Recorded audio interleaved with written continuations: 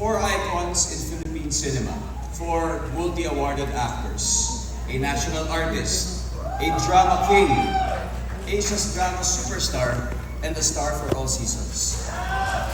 Throughout the 40 years of the Star Awards for movies, they share 23 acting trophies between them from their equally milestone movies that have made history in Philippine cinema.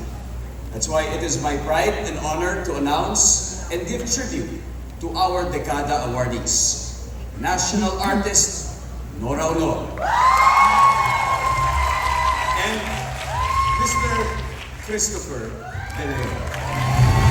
Presenting the trophy for the PMDC, our PMDC President Rodel Fernando, with past presidents Fernando Guzman, Roldan Castro, Del Allanera, Julie Bonifacio, and Rodan Gonzalez, together with Binibining Pilipinas Samantha Acosta and Jackie Amado, lead marketing of Playtime, to present the cash prize from Playtime.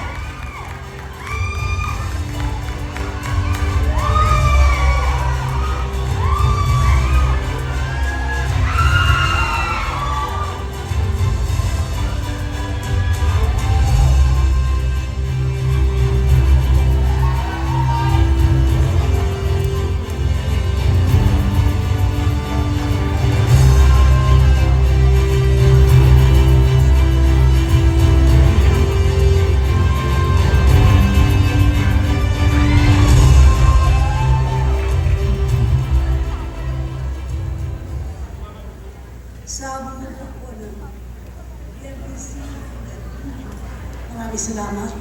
Hindi sa mga fans. Thank you po.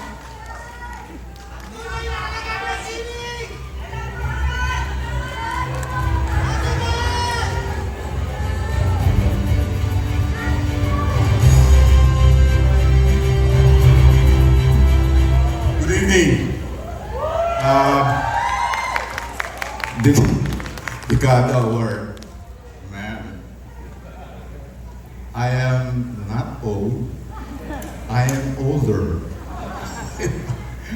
So anyway, thank you very much sa Philippine Motion Picture Press Club and sana magan.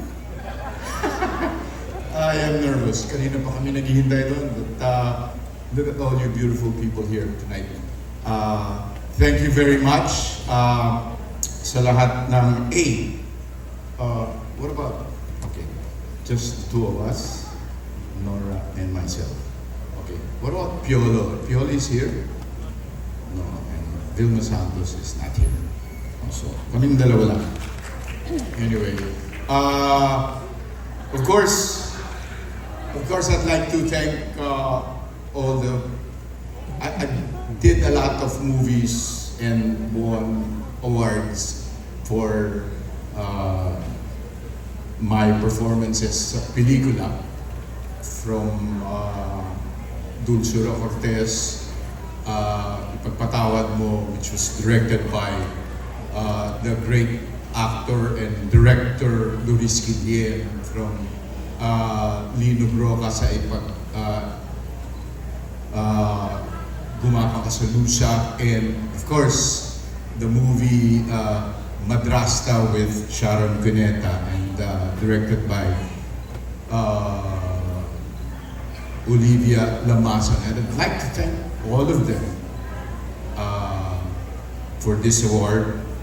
And this is a prestigious award, and I'd like to thank our omnipotent, omniscient God and His Son, our Lord and Savior, our King Jesus Christ, for the talent that He has given us. To God be the glory.